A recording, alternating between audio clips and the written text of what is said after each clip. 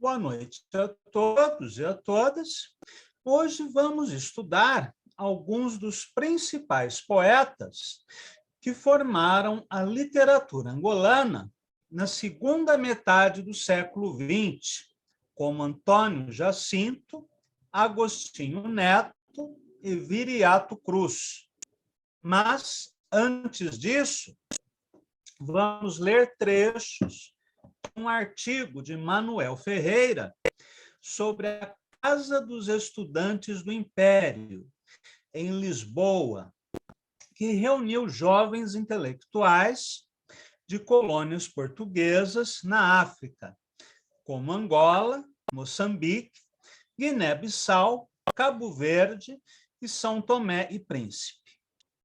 Estes intelectuais, que receberam influência marxista, tiveram contato com o Partido Comunista Português, que fazia oposição à ditadura salazarista. E não apenas desempenharam um papel fundamental na divulgação da poesia africana em língua portuguesa,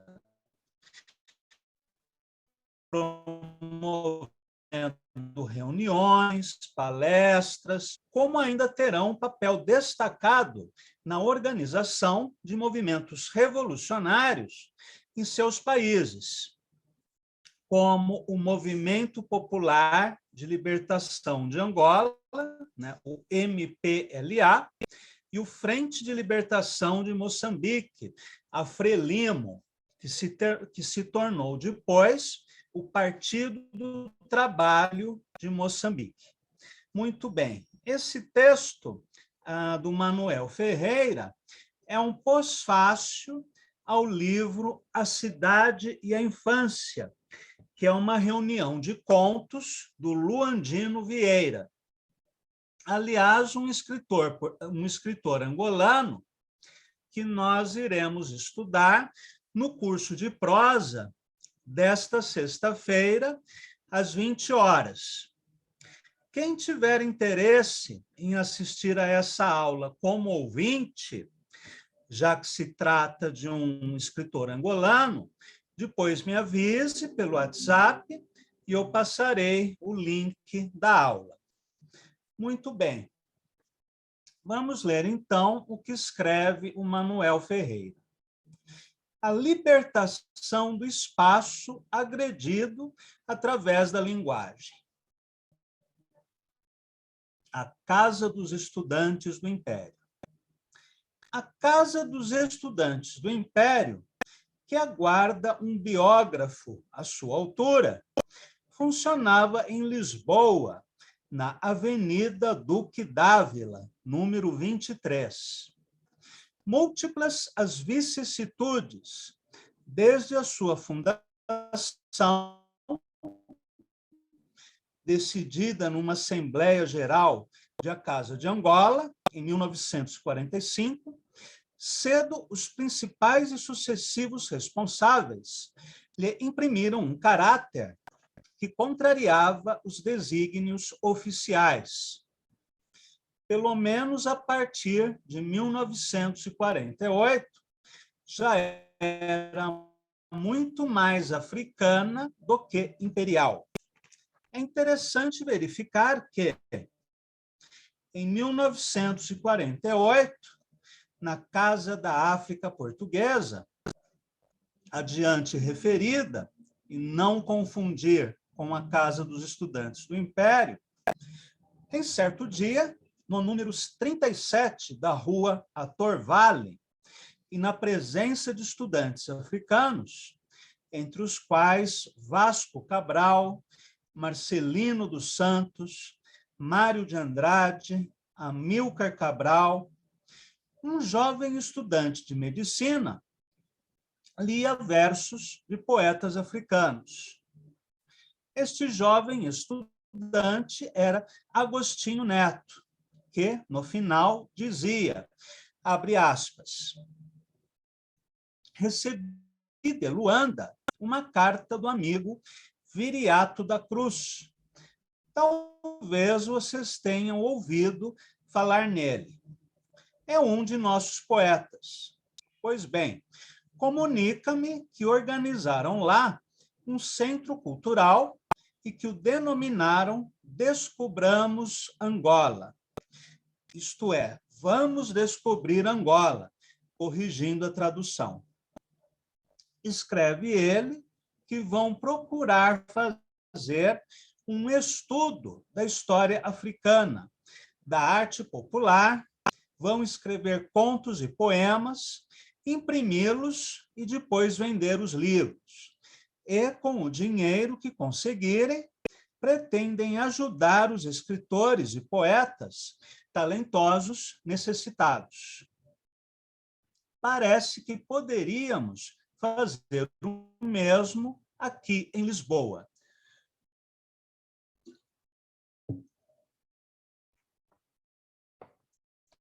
Temos, com efeito, muitas pessoas que sabem compor versos e escrever contos, não só sobre a vida estudantil, mas também sobre as nossas terras, sobre Angola, Moçambique, as ilhas de Cabo Verde e São Tomé. Fecha aspas. Porque estas palavras, por certo, correspondiam aos anseios dos mais esclarecidos intelectuais africanos, vivendo em Lisboa ou em Coimbra, se dá, de imediato, por uma atividade editorial significativa. A revista Mensagem, de 1949, o livro de poemas Linha do Horizonte, de 1951, do cabo-verdiano Aguinaldo Fonseca, Godido e Outros Contos, de 1949, do malogrado jovem moçambicano João B. Dias. A antologia Poesia em Moçambique, em 1951, O Meridiano, editado em 48, pela seção de Coimbra, e outras iniciativas culturais, conferências, colóquios, recitais de poesia africana, como dos que há notícia, levados a cabo pela poetisa Alda Lara, já falecida. São a confirmação de que a praxis cultural da Casa dos Estudantes do Império se desembaraçava dos liames da servidão oficial e rumava de peito aberto ao coração da África. Claro que, nesse momento, a participação feminina na poesia e na literatura ainda é pequena. Alda Lara é uma exceção. Se a vida já era difícil para os estudantes negros, né, homens, para as mulheres era muito mais difícil. Depois, a partir dos anos 70, surgiram várias poetas mulheres interessantes, como a Maria Alexandre Dáskalos, a Paula Tavares e várias outras. Salete Tavares, né, em Moçambique, que inclusive foi uma poeta de vanguarda que participou do experimentalismo poético português. Continuando a leitura. Só que as entidades coloniais e fascistas não dormiam. Desconfiadas e raivosas, a tranquilidade vinha-lhes dos zelosos informantes que tudo farejavam. Encerrada pela PIDE em 1947 e aberta depois, logo de 1952 a 57. E ainda nos primeiros meses de 61, o governo impõe à Casa dos Estudantes uma comissão administrativa feita à sua imagem e semelhança, como eram e foram ao longo do fascismo, todas as comissões administrativas de clubes, associações recreativas ou culturais, sindicatos, organizações estudantis ou operárias. A PIDE era a polícia política da ditadura de Salazar, criada à imagem e semelhança da Gestapo nazista, com a qual houve intercâmbio. Embora Portugal não tivesse participado da Segunda Guerra Mundial ao lado do eixo, assim como a Espanha de Franco, a ditadura portuguesa manteve laços com a Alemanha nazista, e inclusive permitiu que espiões da Gestapo atuassem em Lisboa. Eu participei recentemente de uma entrevista para uma rádio web portuguesa sobre a russofobia. E o jornalista que me entrevistou, português, em determinado momento da conversa, ele lembrou que para você participar de qualquer cargo público na época da ditadura salazarista, era necessário assinar um documento repudiando o comunismo, o socialismo e todas as ideias consideradas subversivas e declarar apoio à ditadura de Salazar. Logo, qualquer comissão administrativa chamada pelo governo português tinha um caráter fascista. Prosseguindo. Simplesmente é dos livros. A subterrânea força libertadora da inteligência nada a pode deter. Nem a polícia, nem a censura, nem qualquer outro tipo de opressão ou repressão é capaz de suprimir o crescimento da consciência revolucionária. E em 1960, a Casa dos Estudantes do Império volta, agora com força, e mais bem apetrechada pela experiência dos seus novos associados ao exercício de uma atividade cultural que se mantém até 1965, quando é destruída, como uma das mais importantes tarefas empreendidas no domínio da cultura, nesse período em todo o Império, ou seja, a publicação de livros de autores africanos era considerada a tarefa mais importante. Reinicia-se a publicação da revista Mensagem, reestruturada e melhorada.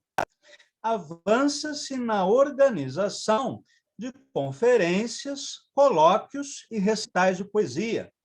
Editam-se 4 antologias de poesia e uma de contos.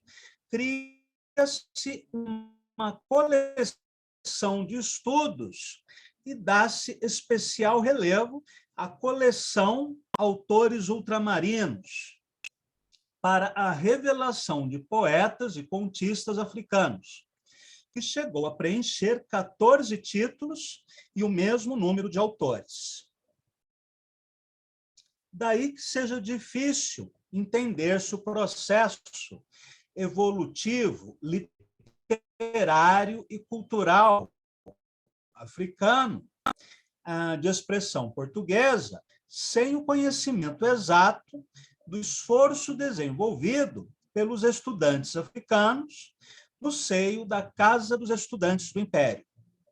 Muitos dos que hoje são dos mais prestigiados escritores e intelectuais africanos por ali passaram, ali aprenderam ou ensinaram, ali terminaram por dar o melhor do seu esforço na estruturação de uma consciência nacional e libertadora.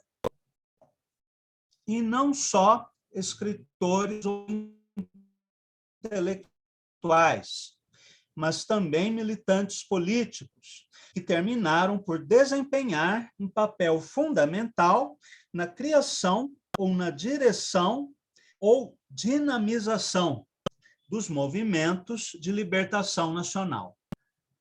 Basta dizer, e correndo todos os riscos de omissões flagrantes, exerceram uma atuação de relevo na Casa dos Estudantes, entre outros, Agostinho Neto, Amílcar Cabral, Alda do Espírito Santo, Costa Andrade, Ferdinando Ganhão, Helder Neto, Maria Manuela Margarido, Mário Pinto de Andrade, Sérgio Vieira, Vasco Cabral, alguns deles, sobretudo, no período de 1940 e 50, empenhadamente comprometidos na luta clandestina antifascista em Portugal, sobretudo através do MUD Juvenil, Movimento de Unidade Democrática.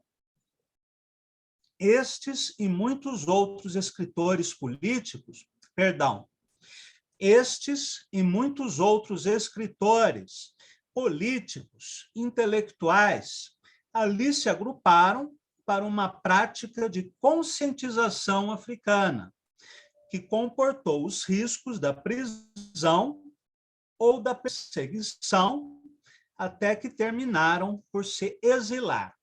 Muito bem, algumas considerações que eu gostaria de fazer sobre o texto do Manuel Ferreira. Primeiro, o paralelo entre o que acontece na África, na época do período colonial português, com o que acontece na Indochina, na época do domínio colonial francês. Do mesmo modo que estudantes e intelectuais africanos em Lisboa vão tomar contato com o Partido Comunista, com ideias revolucionárias, com organizações antifascistas, e voltarão para a África, onde criarão o MPLA, a Frelimo. Do mesmo modo, vários estudantes intelectuais e também trabalhadores braçais da Indochina irão para a França, onde irão estudar ou trabalhar em Paris. Entre eles, um indivíduo chamado Ho Chi Minh, que, de volta à Indochina, criaria o Partido Comunista da Indochina, mais tarde, Partido Comunista do Vietnã, assim como vários outros líderes revolucionários do Camboja, do Laos, da antiga Birmânia, também receberão a sua formação política em Paris, ou seja, na metrópole. É bastante curioso isso, né? Que os líderes das revoluções anticolonialistas terão a sua formação política nas metrópoles, junto com aqueles que lutavam contra o autoritarismo, tanto francês quanto português. No caso de Portugal, a ditadura de Salazar. No caso da França, o regime democrático autoritário, né, de Charles de Gaulle. Um outro paralelo interessante é que dessa aproximação vai surgir também o apoio da intelectualidade europeia de esquerda aos movimentos de libertação nacional na Ásia e na África. Aí, quando acontecem as guerras coloniais em Angola e Moçambique, a insurreição na Argélia,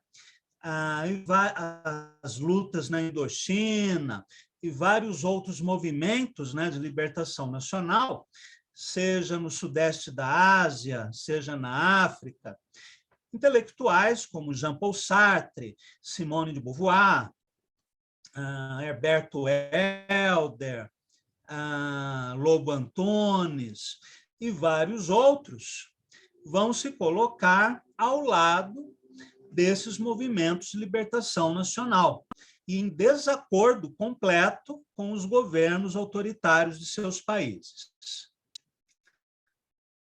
Uma outra questão importante, deixa eu só readicionar o Jorge e a Marina. Uma outra questão importante é que esse período foi tão rico para a história de Angola, de Moçambique, né, dos países africanos de língua portuguesa, de um modo geral, porque não estava sendo construída apenas a literatura. Por favor, desliguem o áudio.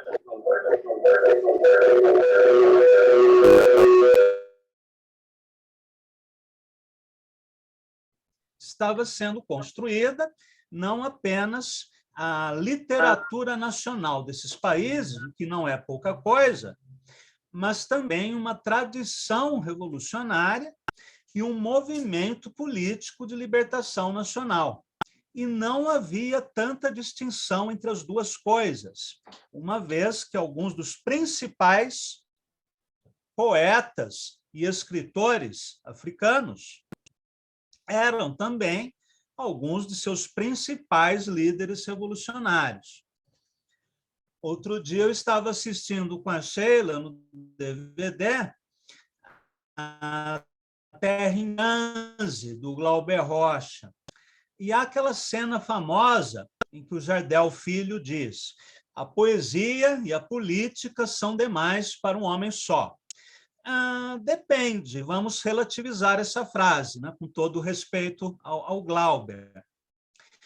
Uma vez que a revolução em Angola não seria possível sem os seus poetas. E após a vitória da Revolução Angolana, o seu primeiro presidente será um poeta, Agostinho Neto. O presidente do Instituto de Cinema será outro poeta, Rui Duarte de Carvalho. Vários deputados, né, eleitos para o Congresso serão poetas, como Lopito Feijó, Conceição Cristóvão, e vários outros poetas que agora eu não me recordo, mas a bancada parlamentar poética era expressiva. Imagine se no Brasil, em vez da bancada do boi, da bala e da Bíblia, a gente tivesse uma bancada de poetas. Talvez tivesse mais briga ainda no Congresso, mas seria curioso. E isso foi o que aconteceu em Angola. Talvez seja a primeira revolução no mundo em que os poetas tomaram o poder. E uma coisa que eu não sabia é que o líder da UNITA, a União Nacional pela Independência Total de Angola, que foi uma guerrilha de direita, sustentada pelos Estados Unidos, Israel, África do Sul, que lutava contra o MPLA, o presidente da UNITA também era poeta. Se bom poeta ou ruim, eu não sei, mas o Jonas Savimbi também era poeta. Então, interessante isso, né? Como que poesia e revolução marcham juntas. Bem, deixa eu retomar aqui o meu roteiro. Vamos agora ler alguns poemas antes disso. Bom, a poesia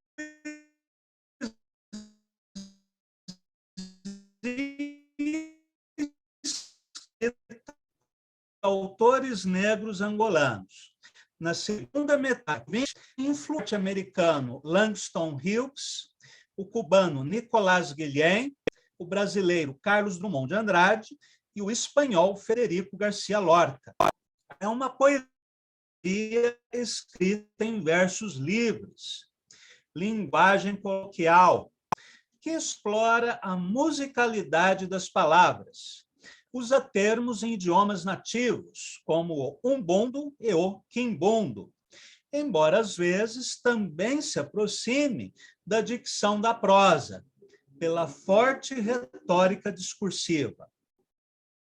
Sua temática gira em torno da denúncia do racismo, do colonialismo, da exploração capitalista, embora também celebre o amor, a paisagem natural angolana e o ideal da unidade africana, da Mãe África. Aliás, essa é uma ideia bastante moderna na África, assim como o conceito de negritude, algo do século XX. Vamos ler agora um poema de Viriato da Cruz, autor que viveu entre 1928 e 1973, e que se destacou como poeta, jornalista e um dos fundadores do Partido Comunista Angolano e do MPLA. Para quem tiver o livro, é a página 55. Viriato da Cruz. Mamã África, canto de esperança. Tua presença, minha mãe, drama vivo de uma raça, drama de carne e sangue, que a vida escreveu com a pena de séculos. Pela tua voz, vozes vindas dos canaviais, dos arrozais, dos cafezais, dos seringais, dos algodoais. Vozes das plantações da Virgínia, dos campos das Carolinas, Alabama, Cuba, Brasil. Vozes dos engenhos, dos banguês, das tongas, dos sítios, das pampas, das usinas, vozes do Harlem, District South, vozes das senzalas, vozes gemendo blues, subindo do Mississippi, ecoando dos vagões, vozes chorando na voz de Cahooters.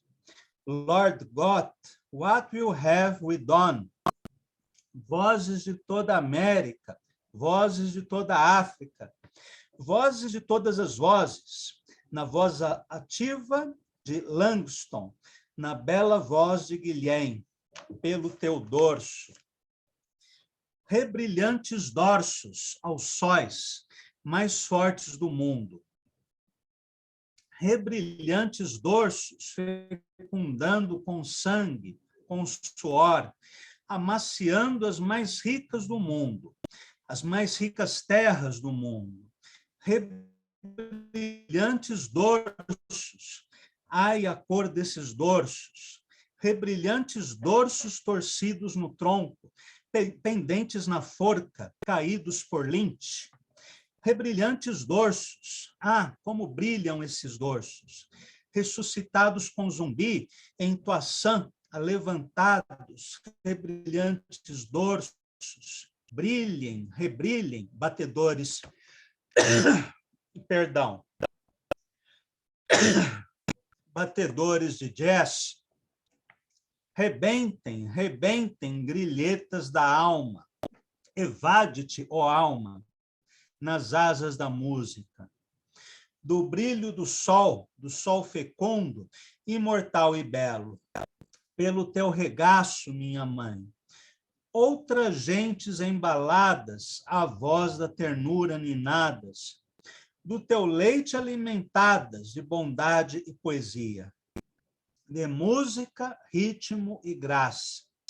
Santos poetas e sábios, outras gentes, não teus filhos, que estes nascendo alimárias, semoventes, coisas várias, mas são filhos da desgraça, a enxada é o seu brinquedo, trabalho escravo, gueto. Pelos teus olhos, minha mãe, paisagens, roxas paisagens, dramas de Cã e Jafé, mas vejo também, ó se vejo, mas vejo também que a luz roubada aos teus olhos, ora esplende demoniacamente tentadora, como a certeza, cintilantemente firme, como a esperança, entre nós outros, teus filhos, gerando, formando, anunciando o dia da humanidade, o dia da humanidade.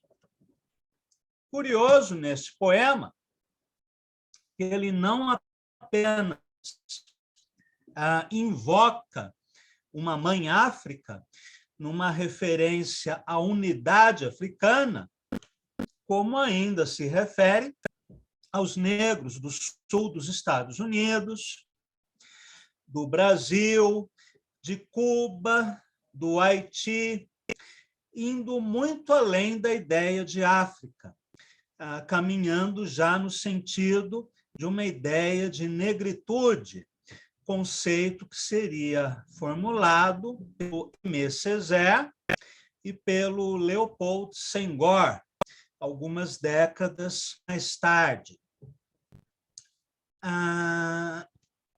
Curioso isso, porque se nós pensarmos na época da escravidão, né, na época do Brasil colônia, por exemplo, os portugueses colocavam nas cesadas africanos de diferentes etnias. Por quê?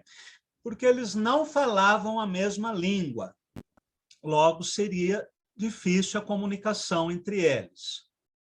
Tinham religiões diferentes, tinham culturas diferentes, e muitas dessas etnias eram inimigas entre si.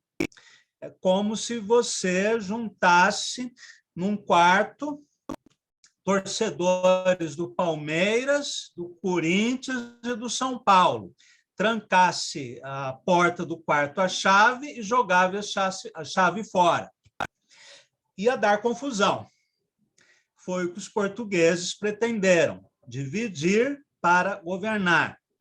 E levou bastante tempo até os africanos escravizados no Brasil perceberem: epa, eu sou o Swahili, mas o cara que está me chicoteando é um português branco. Aquele lá é um banto, mas quem está chicoteando ele é outro português branco.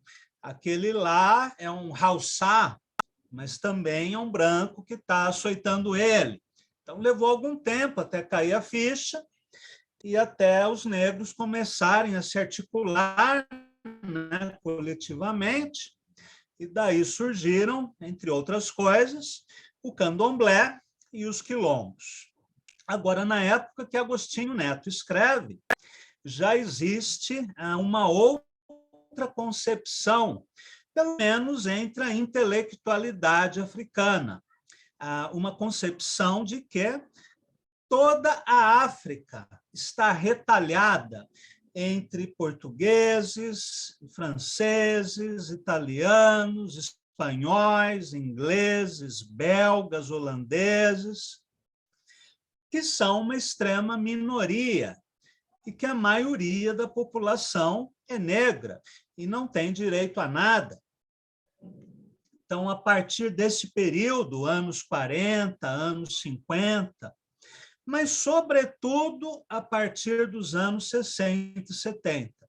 Essa consciência nacional, aliás, essa consciência africana, digamos assim, terá como consequências o surgimento de literaturas nacionais e o surgimento de movimentos revolucionários. Voltando ao texto. Vamos ler agora um poema de Antônio Jacinto, que viveu entre 1924 e 1991, e foi poeta, contista e militante do MPLA. Preso pelas autoridades portuguesas, foi internado num campo de concentração em Cabo Verde. Após a libertação de Angola, ocupou o cargo de ministro da Cultura. Vamos ler alguma coisa dele na página 63. Canção do Entardecer. Ó pássaro, traz-me o meu filho, que o sol vai desaparecendo. Moalebá, culebá, expressão que significa muito longe. Pássaro que vais esvoaçando, com o sol que vai desaparecendo, longe, tão longe, cumbidia quingila, que significa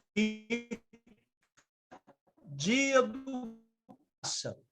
É interessante que aqui no uso de expressões em umbundo e quimbundo, que são as duas principais línguas nativas angolanas. Desce dos ares, desce a terra, ave grande. Traz-me o meu filho. São horas, o sol vai desaparecendo, mualeba, culeba. Já trabalhei, ó pássaro, já cansei, varri a casa, acendi o lume, cozinhei. Já zuquei no meu pilão, traz-me já o meu filho, ó pássaro, que o sol vai desaparecendo, cumbidia quingila. Ó pássaro, o sol vai morrendo, moaleba, culeba.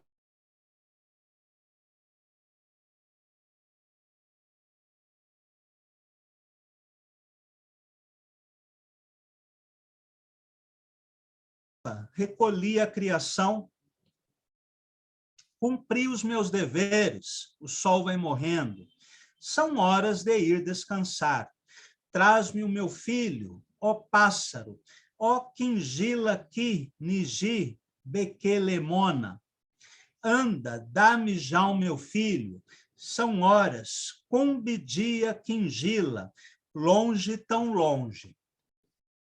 Esta é a primeira parte do poema, em que há um eu lírico feminino. É a mãe da criança que pede ao pássaro que traga o seu filho. Esse pássaro pode ser uma divindade, uma entidade sobrenatural e até mesmo uma das mães feiticeiras da tradição iorubá. Agora, a segunda parte do poema é uma voz masculina, é a voz do marido dessa mulher. Minha negra, que pedes o filho ao pássaro. Olha o teu homem, que vem cansado da tonga. Dá-me um seio, tens dois. Deixa ao teu filho o outro, que o sol já vai morrendo. Moaleba, culeba, longe, tão longe. Cumbidia quingila. Interessante nesse poema as referências ao cotidiano, né, do trabalho de uma mulher africana. Já cansei, já capinei, lavrei, já fui acarretar água, tenho a casa limpa, recolhi a criação, cumpri os meus deveres. Então, o trabalho manual, né, está presente no poema, assim como a crença religiosa e esse desaparecimento do filho, que nós não sabemos se é uma lenda mitológica, né, um ser sobrenatural que levou o filho dessa mulher, ou se há alguma outra causa que o poeta não diz e deixa para a interpretação do leitor. Interessante também esse jogo das duas vozes, feminina e masculina, sendo que a voz masculina aparentemente não se interessa tanto pelo desaparecimento do filho. Vamos ler mais um pouco. Monangamba, naquela roça grande não tem chuva, é o suor do meu rosto que rege as plantações. Naquela roça grande tem café maduro, e aquele vermelho cereja são gotas do meu sangue feitas seiva. O café vai ser torrado, pisado, torturado, vai ficar negro, negro da cor do contratado. Interessante aqui essa imagem do café negro sendo torturado, que permite uma aproximação, né, com o próprio negro africano torturado pelo colonizador. Negro da cor do contratado. Perguntem às aves que cantam, aos regatos de alegre serpentear e ao vento forte do sertão. Quem se levanta cedo? Quem vai à tonga? Quem traz pela estrada longa a tipóia ou o cacho de dendém? Quem capina e empaga recebe desdém, fubá podre, peixe podre, panos ruins, 50 angolares, porrada, se refilares? Quem? Quem faz o milho crescer e os laranjais florescer? Quem?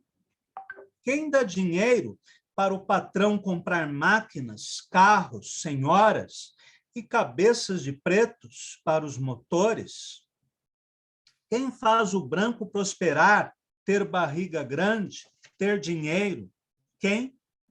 E as aves que cantam, os regatos de alegre serpentear, e o vento forte do sertão, e as aves que cantam, e os regatos de alegre serpentear, e o vento forte do sertão responderão, Monangambé.